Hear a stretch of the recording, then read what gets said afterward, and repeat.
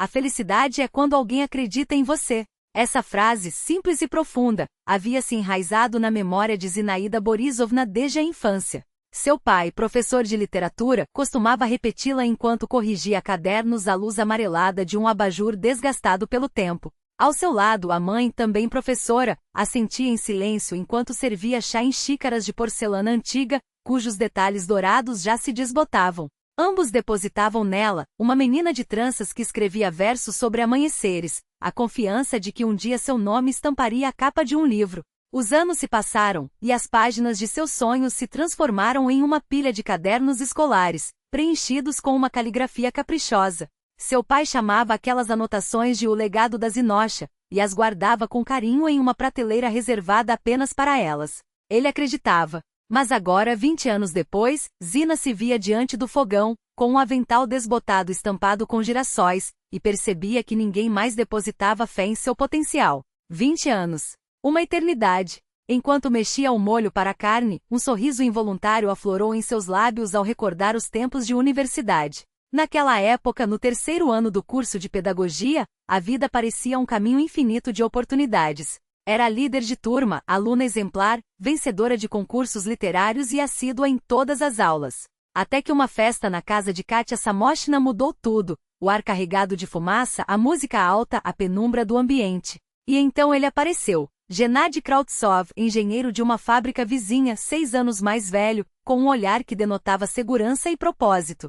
Zina lembrava-se de suas mãos fortes, marcadas por veias saltadas, de seu riso e da maneira como ele a fitava através da multidão, como se enxergasse apenas a ela, além da insegurança e da timidez. Em um mês, já conhecia seus hábitos de cor: café amargo, 2 cigarros pela manhã, o sapato esquerdo sempre calçado primeiro. Em 2 meses pensava nele a cada instante. Em 3, descobriu que estava grávida. Foi então que se viu diante de um dilema: continuar os estudos ou abraçar a maternidade.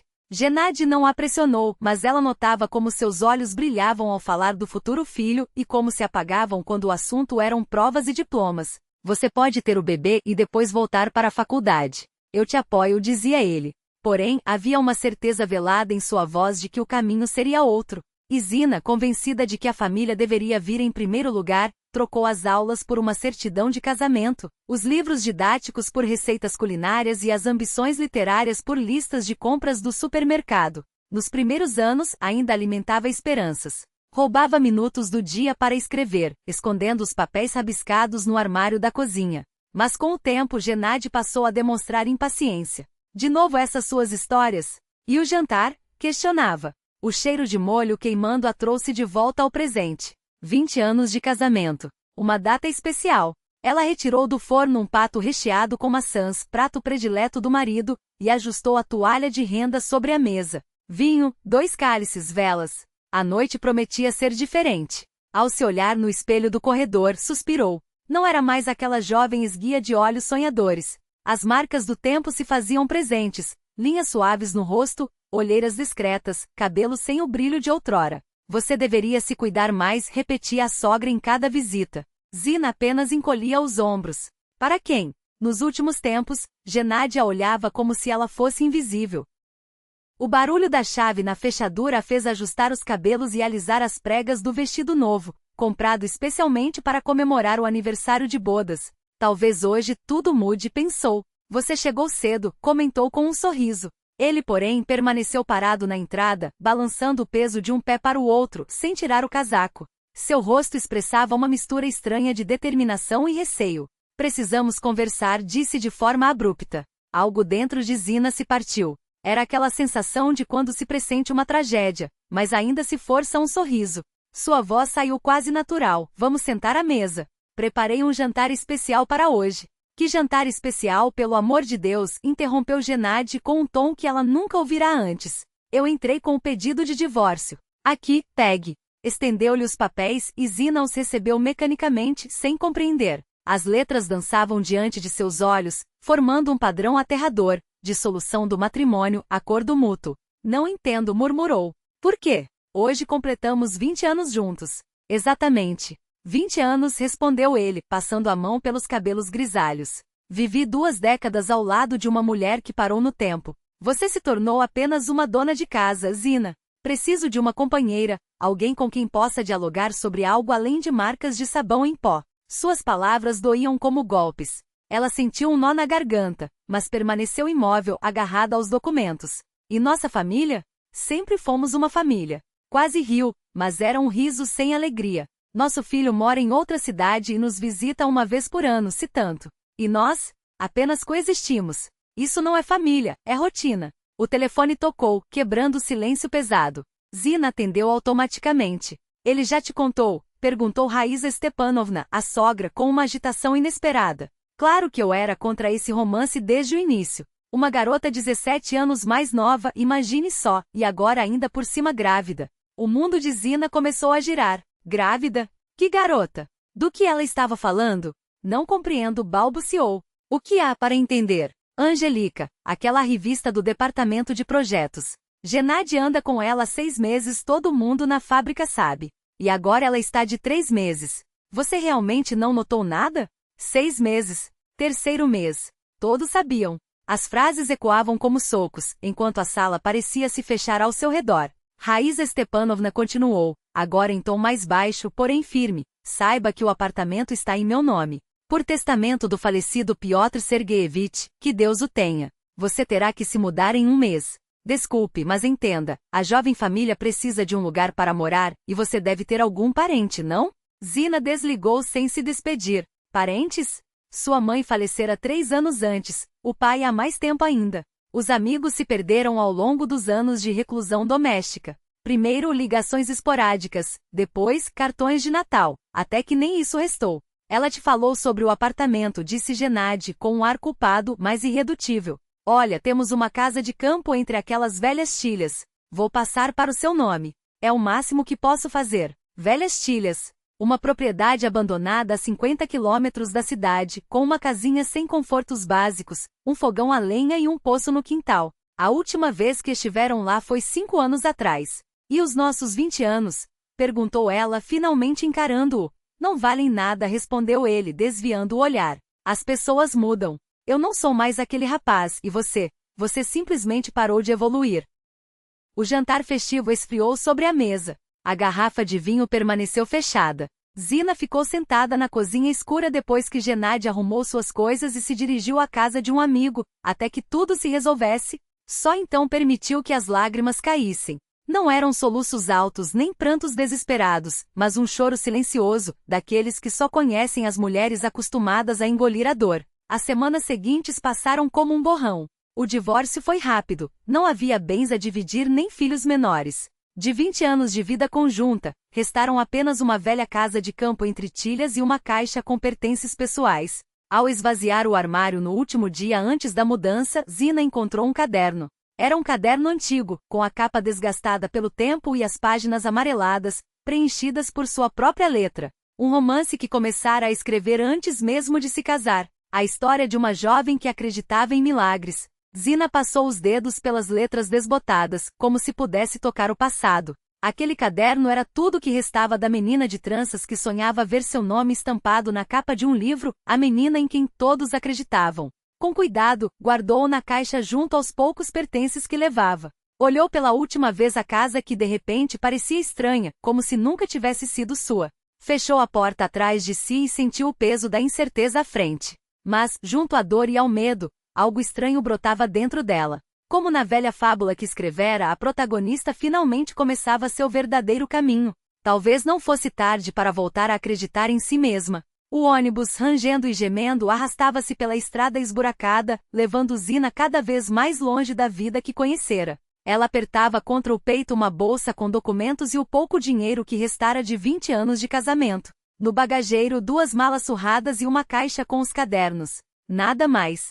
Pela janela passavam campos, bosquetes, fazendas abandonadas, fragmentos de uma vida coletiva que já não existia. A primavera mal começara e os galhos nus das árvores esticavam-se para o céu como mãos suplicantes. Zina os observava e via neles uma metáfora amarga de sua própria história. Fim da linha. Velhas tilhas. Gritou o motorista e ela estremeceu. Era a hora. O caminho da parada até a casa de campo serpenteava entre macieiras antigas. Zina arrastava as malas, tropeçando nas pedras soltas, e amaldiçoava-se por não ter levado luvas. As alças cortavam suas mãos. Finalmente, após uma curva, avistou o vilarejo. Uma dezena de casas tortas, a maioria abandonada. Sua casa, agora só sua, ficava na ponta do povoado. Uma pequena construção com varanda apodrecida, tinta descascada e porta desalinhada. Zina lutou com a fechadura até perceber que bastava empurrá-la com mais força. As dobradiças estavam enferrujadas, mas o trinco resistia, como um último soldado de uma batalha há muito perdida. Dentro, o cheiro de umidade, ratos e maçãs do ano passado a recebeu. Deu o primeiro passo e afundou. O assoalho apodrecido não aguentou seu peso. Desesperada, olhou ao redor. Uma mesa inclinada, um sofá afundado, um fogão coberto por uma grossa camada de foligem. No lugar de banheiro, um balde no canto e uma pia com a louça quebrada. As janelas, cobertas por teias de aranha, mal deixavam passar a luz. Só então, no meio daquele abandono, Zina permitiu-se o que não fizera em nenhum dia do divórcio. Gritou. Gritou por muito tempo com desespero, jogando para fora a dor, a humilhação, o medo e a raiva. Depois, sentou-se no chão sujo e chorou, espalhando lágrimas pelo rosto. Ei, dona da casa, por que está uivando assim? Aconteceu alguma coisa? Uma voz rouca a fez sobressaltar-se. Na porta, um velho alto e magro, de barba grisalha espessa e olhos tão claros que pareciam brilhar por dentro. Eu só, Zina tentou se levantar, mas as pernas não obedeceram. Fique aí, fique, disse o homem, entrando com a familiaridade de quem conhecia o lugar. Que desolação, hein? Resmungou, examinando tudo. Demian Aripovich. Sou seu vizinho. E você então é a mulher do Gennady Petrovitch. Ex-mulher, corrigiu Zina com voz apertada. O velho grunhiu, mas não comentou. Em vez disso, aproximou-se do fogão, bateu nele com os nós dos dedos, verificou a chaminé. E agora? Como pretende viver aqui? Precisa de muito trabalho. O chão está podre, o teto vaza, o fogão está entupido.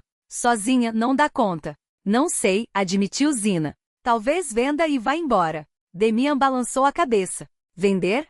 Para quem? Metade das casas aqui estão vazias. Suspirou. Ah, esses citadinos. De repente sacudiu a barba com determinação. Bom, arrume suas coisas.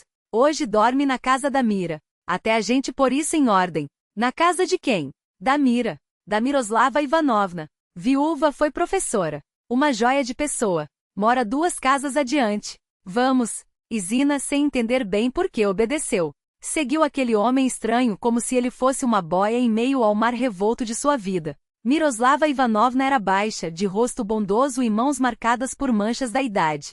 Recebeu Zina sem perguntas, serviu-lhe uma sopa espessa e a deitou em uma cama larga, que cheirava a ervas secas e a algo indefinidamente familiar. Durma, minha filha, disse, cobrindo-a com um cobertor de retalhos. Amanhã as coisas ficam mais claras. A primeira semana passou como um sonho. Demian e seus 2 filhos, vindos da cidade próxima, consertaram o telhado, trocaram as tábuas do assoalho, limparam a chaminé. Zina os observava, atordoada, sem entender por que estranhos lhe ofereciam ajuda. Porque somos gente, respondeu Demian, quando ela finalmente perguntou. Na roça não se vive de outro jeito. Miroslava, ou apenas Mira, como pedia para ser chamada, ensinou Zina a acender o fogão. Mostrou-lhe o poço com a água mais pura e a levou à floresta colher os primeiros verdes da primavera. Pegue a salsa silvestre, ela é a primeira a nascer, dizia Mira, cortando os brotos jovens com destreza. Boa para sopa e para salada.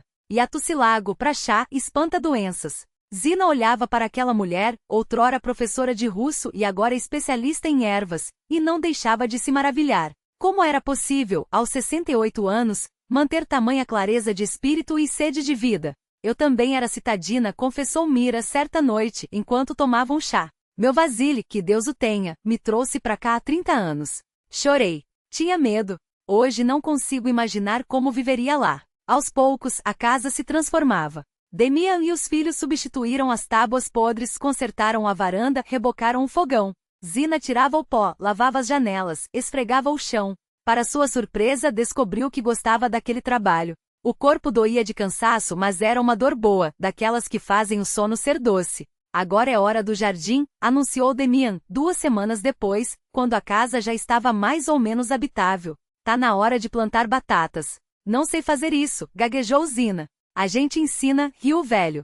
Não são os deuses que fazem os potes. Uma mulher de cabelo curto e olhar penetrante recebeu Zina na varanda da pequena administração da fazenda. Ouviu sua história com atenção, cruzando os braços. Então não tem experiência, constatou depois de um silêncio. Mas os olhos são vivos. Consegue me ajudar com os papéis? Eu me embaralho nesses documentos, e a inspeção está chegando. Eu posso tentar, respondeu Zina, insegura. E com as cabras? Nunca lidei com isso e admitiu, sincera. Mas estou disposta a aprender. Ognié. Era esse o nome da mulher, resmungou algo entre dentes, mas acabou assentindo. Está bem, você está contratada. O salário é pequeno, mas leva queijo. E leite quanto quiser. A Lubava vai te ensinar tudo. Lubava, a auxiliar de 19 anos da fazenda, era uma moça sorridente, de trança loira e bochechas salpicadas de sardas. Recebeu Zina com entusiasmo, mostrando-lhe os segredos do trato com os animais. O importante é não ter medo, explicava, enquanto guiava uma cabra teimosa com gestos firmes. Elas sentem quando a gente está insegura. Os primeiros dias foram duros. As mãos doíam, as costas ardiam, as pernas tremiam de cansaço ao final do dia. Mas Zina persistiu. Aprendeu a ordenhar, a alimentar os animais, a reconhecer quando uma cabra estava doente.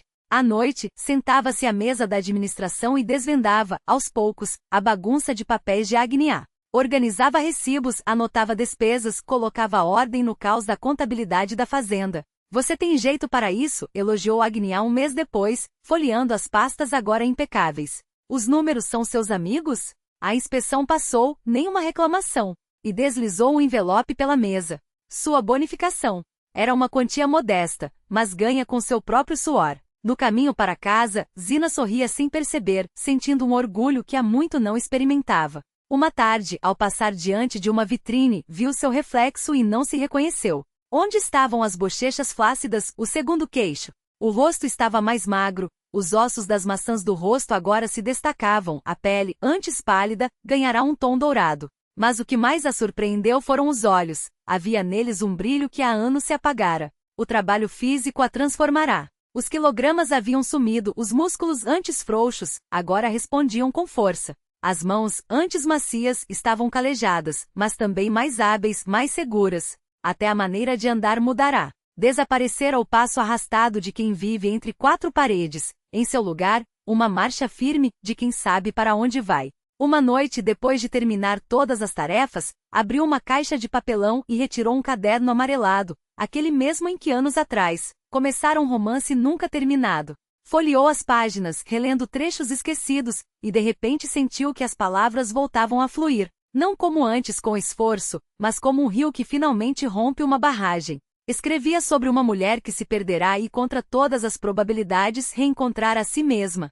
A luz fraca de uma lamparina a querosene e a eletricidade nas velhas casas de madeira era intermitente. Zina enchia página após página. E a cada palavra escrita, uma sensação estranha e esquecida crescia dentro dela. Estava fazendo novamente o que amava, o que era só seu.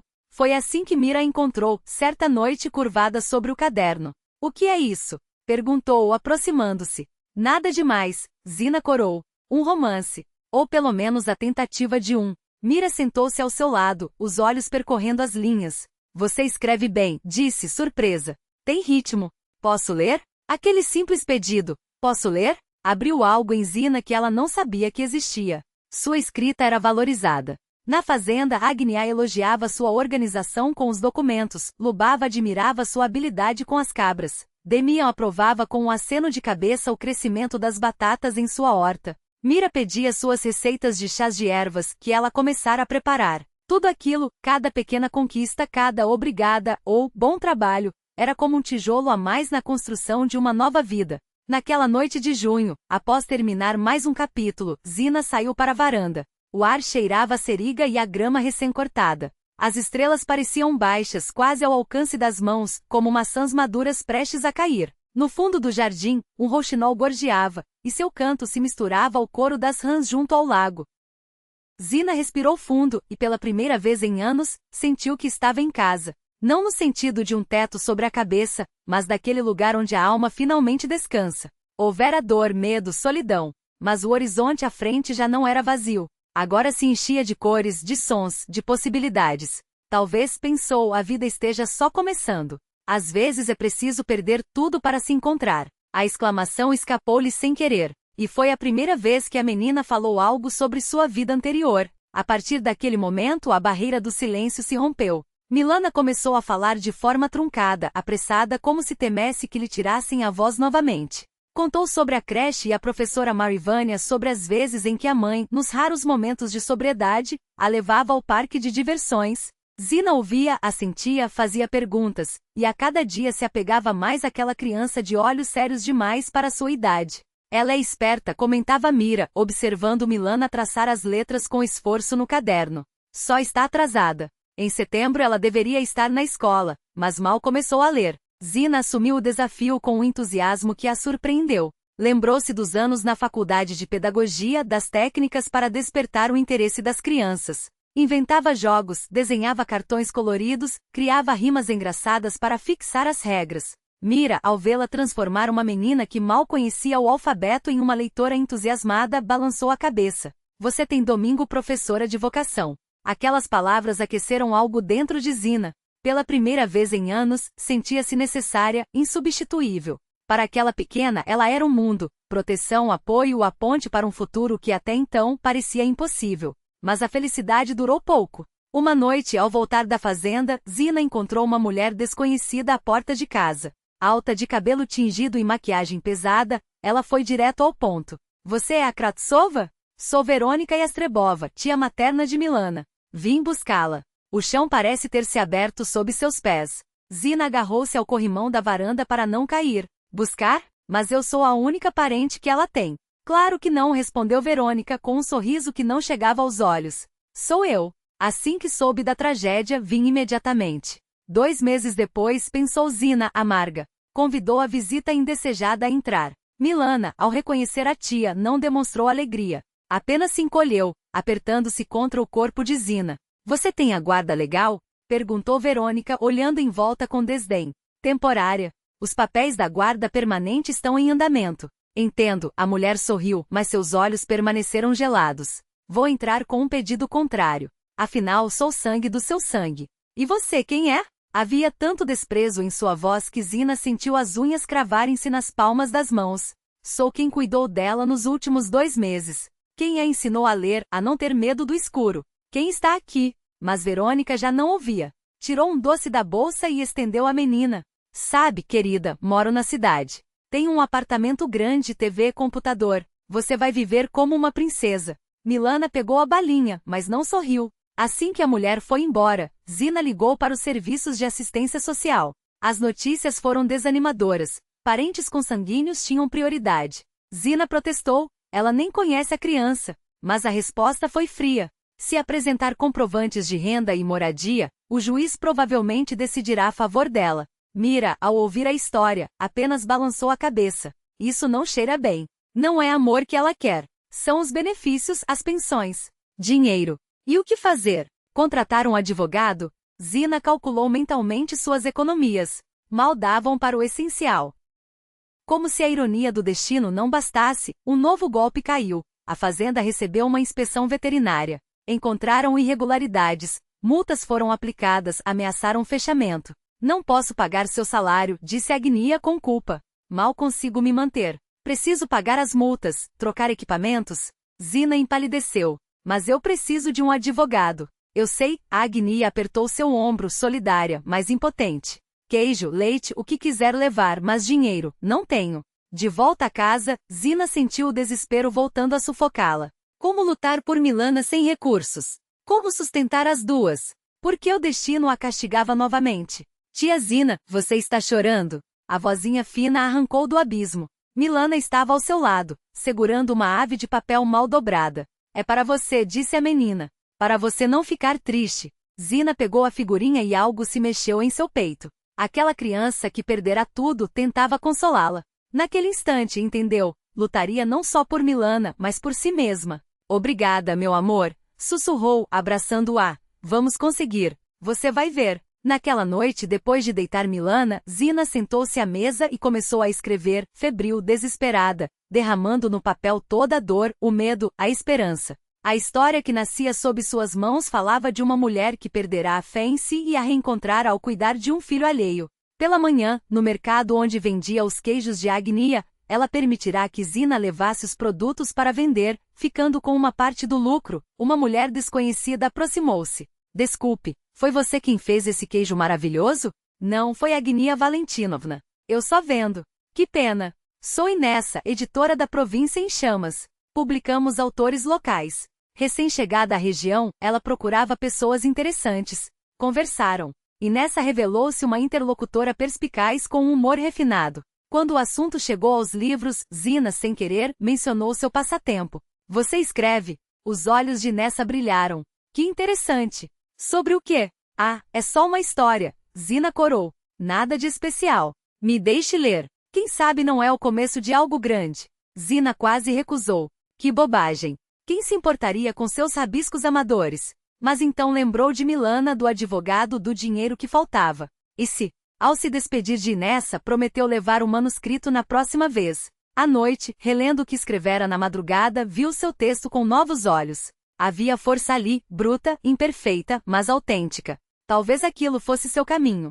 Talvez não fosse coincidência ter conhecido Inessa. Nos últimos meses, Zina mudará tanto que mal se reconhecia. A mulher que tremia ao pronunciar uma palavra na presença do marido agora estava pronta a enfrentar o mundo por uma criança. A donzela que não sabia martelar um prego aprenderá a gerir uma casa, um jardim. A sombra insegura tornará-se guia para uma menininha. E tudo graças a Milana. Sem querer, aquela criança lhe dera o que mais faltava, um propósito, um sentido, uma razão para ser melhor. Vou lutar por você, murmurou, olhando a pequena adormecida. Não vou deixá-la levar. Ficaremos juntas. Milana sorriu no sono, como se ouvisse. Lá fora, a aurora ardia no horizonte, alaranjada, inquieta como fogo, mas prometendo um novo dia, uma nova chance. Às vezes é preciso encontrar a dor alheia para curar a própria, escreveu Zina num pedaço de papel e guardou na gaveta. Seria o epígrafe de sua nova história. Da história delas. Não temas confiar em quem não exige confiança.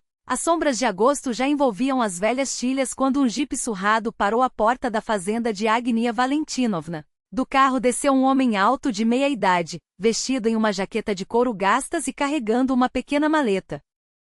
Zina, que naquele momento distribuía o leite da ordenha noturna em potes de vidro, nem sequer ergueu os olhos ao ruído do motor. Quem não chegava à casa de Agnia Valentinovna? Mas alguns minutos depois, a porta se abriu com força, e no batente apareceu a própria dona da fazenda, com um brilho incomum nos olhos. Zenaída, temos um salvador! Exclamou sem fôlego. O Demion Archipchipiar Archarar mandou o filho, um veterinário. Diz que vai nos ajudar com essas inspeções malditas. O homem que entrou atrás de Agnia tirou o boné e fez uma leve vênia. Seu nome era Borisla Demianovs e sua voz, calma como a brisa da tarde, quebrou o silêncio da cozinha. Espero não estar incomodando. O primeiro detalhe que chamou a atenção de Zina foi o olhar dele. Tranquilo, atento, com um cansaço que não pesava, mas sim amaciava os traços, o tipo de olhar de quem já viu muito da vida, mas ainda se surpreende com ela. Ela se apresentou, enxugando as mãos no avental. Zenaída Borisovna. Trabalho com os documentos e com as cabras. Meu pai falou de você, respondeu Borisla, com um leve sorriso. Diz que a senhora salva a vila inteira com seus chás de ervas. Zina corou.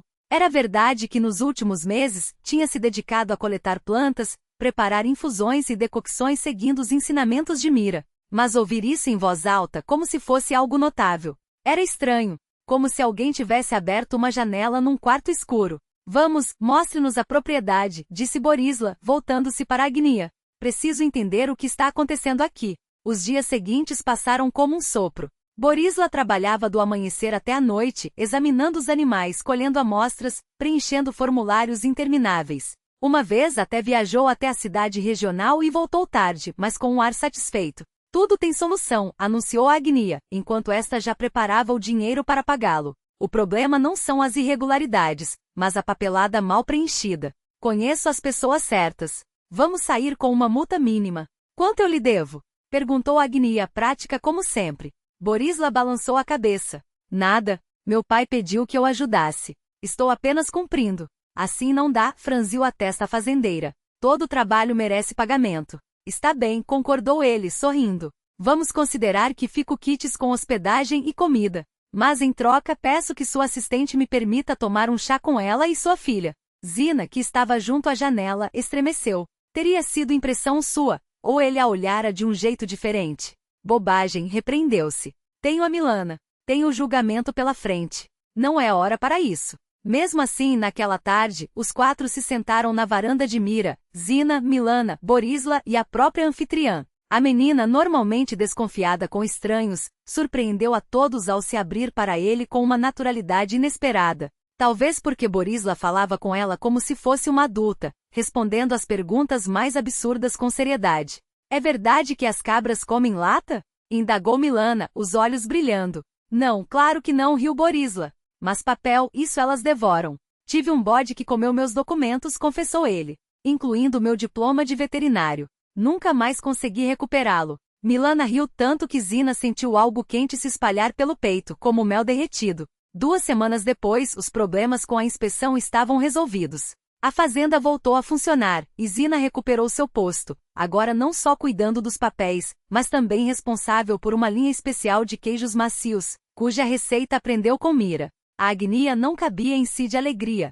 Escute, esses seus queijos com ervas poderiam ser vendidos separadamente, por um preço mais alto. Podemos criar uma linha própria. Vamos chamá-la de Zenaída. Borisla ficou mais tempo em Velhas Tilhas do que planejara. Primeiro, disse que era férias. Depois que trabalhava remotamente. Até que, sem perceber, passou a aparecer todos os fins de semana. Sempre trazia algo, livros e cadernos para Milana, ervas raras para os chás de Zina, ou simplesmente se oferecia para consertar o telhado ou o poço. E fazia tudo sem um pingo de condescendência, como se fosse a coisa mais natural do mundo. Bom homem, esse aí, comentou Demian Archipchipiararcharar certa vez, observando o filho consertar a cerca de Zina. Só está sozinho. Depois do divórcio, nunca mais se envolveu com ninguém. Zina calou-se. Evitava pensar em Borisla daquele jeito. Temia. Depois de Gena, uma ferida ainda sangrava dentro dela, dói só de imaginar a possibilidade de novos laços. E havia Milana. A menina finalmente começava a se sentir segura, a encontrar seu lugar no mundo. Teria ela o direito de arriscar essa estabilidade por um capricho do coração? Até que num tarde junto ao lago, enquanto Borisla ensinava Milana a nadar, a menina pegou as mãos dos dois de repente e perguntou, com aquela franqueza cortante das crianças. Somos uma família de verdade, não somos? Zina não soube o que responder, mas Borisla apenas apertou com mais força a pequena mão entre as suas. Eu nunca vou te abandonar, respondeu Zina com firmeza, enquanto acariciava os cabelos de Milana. E não vamos perder. Vamos ficar juntas, eu prometo. O dia do julgamento amanheceu surpreendentemente ensolarado para outubro, como se a própria natureza quisesse sorrir para Zina. Na pequena sala do tribunal distrital, todos estavam presentes. Mira, Demian, Arquipitic, Agnia e outros vizinhos. Borisla também veio, sentando-se na última fileira com uma calma inabalável, como se soubesse, com absoluta certeza, que tudo terminaria bem. Verônica Yastrebova apareceu vestida em um vestido chamativo com uma bolsa cara, destacando-se como quem queria deixar claro seu suposto status superior diante daqueles simples camponeses. Seu advogado, um homem magro em terno caro, começou imediatamente a insistir nos laços de sangue e nas vantagens materiais de um apartamento na cidade em comparação com as condições primitivas da vida no campo. Zina ouvia tudo aquilo e sentia uma onda de indignação crescer dentro de si. Onde estava essa mulher quando Milana acordava chorando depois de pesadelos? Onde estava quando a menina adoecia e Zina passava noites em claro, baixando sua febre com chás de ervas? Será que ela sabia que Milana tinha medo do escuro e adorava quando lhe lia histórias antes de dormir? Quando chegou sua vez de falar, Zina levantou-se e, para sua própria surpresa, começou a discursar com uma tranquilidade que não esperava de si mesma. Suas palavras saíram firmes, sem hesitação. Milana não é um objeto que se pode reclamar por direito de propriedade. Ela é uma pessoa pequena, mas com seus próprios desejos e sentimentos. Nestes meses nos tornamos uma família de verdade. Não por sangue, mas por alma. Eu a ensino a ler, a contar, a reconhecer as ervas. Ela me ensina a me alegrar com as pequenas coisas e a acreditar no futuro. Precisamos uma da outra. A juíza, uma mulher não mais jovem, com olhos cansados mas atentos, escutava com atenção. E então aconteceu o que ninguém esperava. Quero falar com a criança, disse ela. A sós. Milana entrou no gabinete da juíza, pequena, mas decidida. Zina viu como os ombros da menina se tensionaram quando a porta se fechou atrás dela. Os 10 minutos que se seguiram pareceram uma eternidade. Finalmente a porta se abriu, e Milana saiu com uma expressão séria. Então, de repente, correu em direção a Zina e abraçou suas pernas com força. Tia Zina é minha mãe de verdade. declarou em voz alta para que todos no salão ouvissem. Quero ficar com ela. Um murmúrio percorreu a sala. Verônica Yastrebova apertou os lábios e sussurrou algo para seu advogado, enquanto a juíza, pela primeira vez desde o início da audiência, esboçou um sorriso.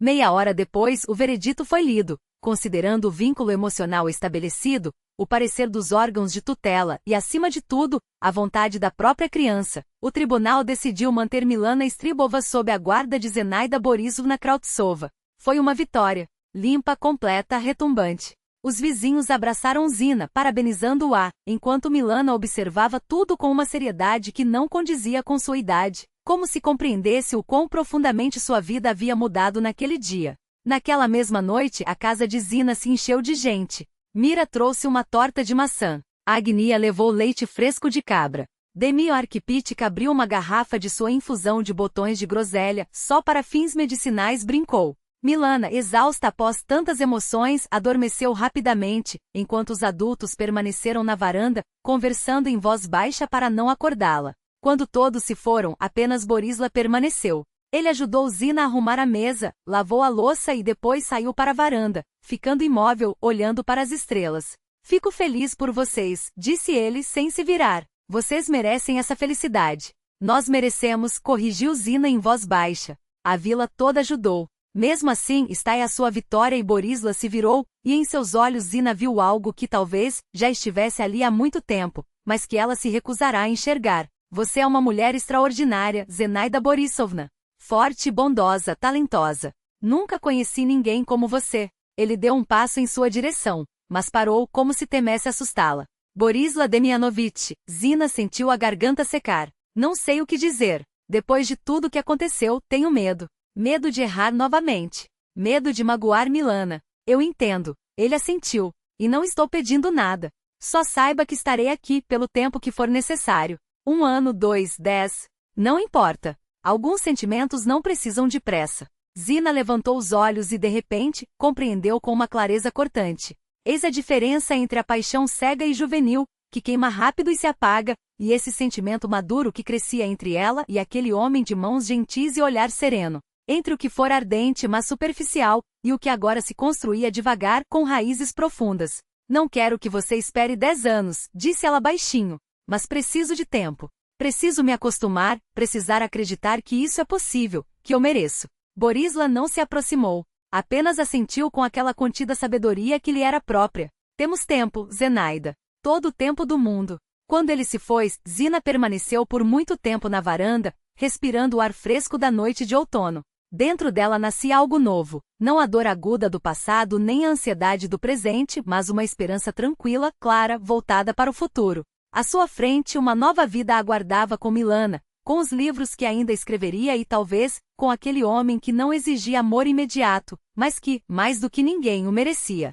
Talvez a felicidade seja possível mesmo aos 45, pensou, fechando a porta e sentindo-se, pela primeira vez em muito tempo, verdadeiramente em casa. A felicidade não estava em recuperar o que se perdeu, mas em aprender a valorizar o que se conquistou. Zina percebeu com clareza para onde a conversa levava e não pôde evitar um sorriso.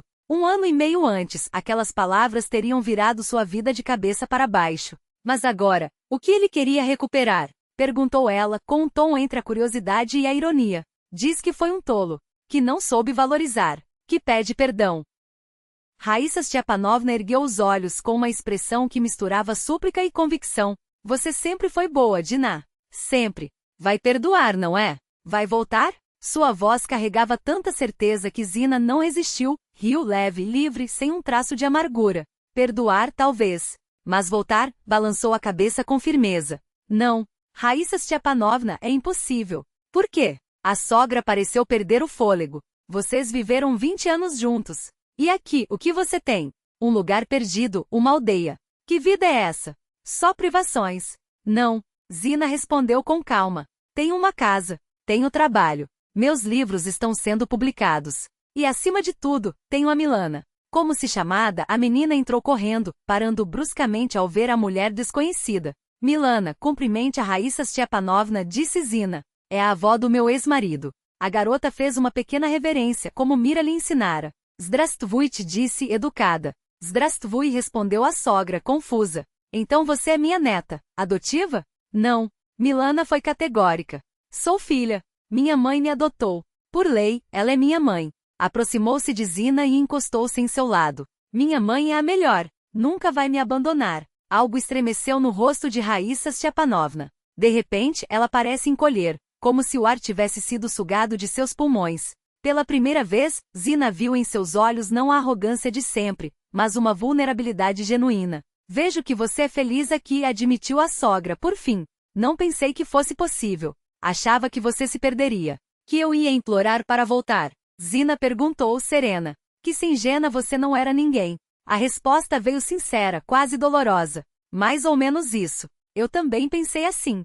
Zina confessou. Mas descobri que a vida só estava começando. Quando Raíssa Stepanovna partiu no mesmo ônibus que a trouxera, Zina sentiu uma leveza inesperada. Era como se a última fibra que a ligava ao passado finalmente se rompesse, liberando-a para voar. Naquela noite, depois que Milana adormeceu e Borisla ajudava a consertar o relógio de parede, ele pousou as ferramentas e olhou para Zina com uma expressão séria. Há tempo que quero perguntar, começou, e ela soube, pela gravidade em sua voz, que o assunto era importante. Você já pensou em ficarmos juntos de verdade? O coração de Zina pulou. 6 meses se passaram desde que começaram a se encontrar devagar, sem pressa, aprendendo um ao outro. Borisla era atencioso, paciente, nunca apressou. Agora entendo que você teve uma experiência ruim, continuou ele, notando sua hesitação. Não estou com pressa. Só amo você, Zina. E amo a Milana. Quero cuidar de vocês. Estar perto não só nos fins de semana. Tirou do bolso uma pequena caixa. É da minha mãe, disse, abrindo-a. Dentro, um anel antigo com um pequeno safira.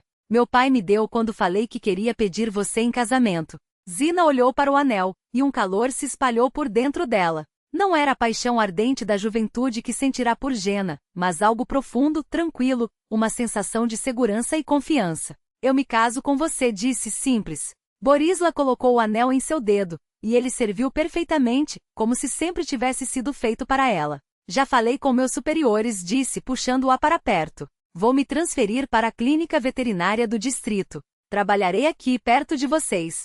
E sua casa na cidade? Alugo ou vendo?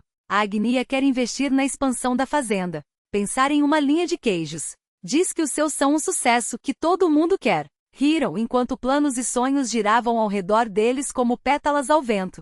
3 dias depois, chegou uma carta da editora. Seu segundo romance fora aceito para publicação, com um adiantamento 2 vezes maior que o primeiro. Vê como tudo se encaixa. Sussurrou Borisla, abraçando-a pelos ombros. Como se o destino estivesse do nosso lado.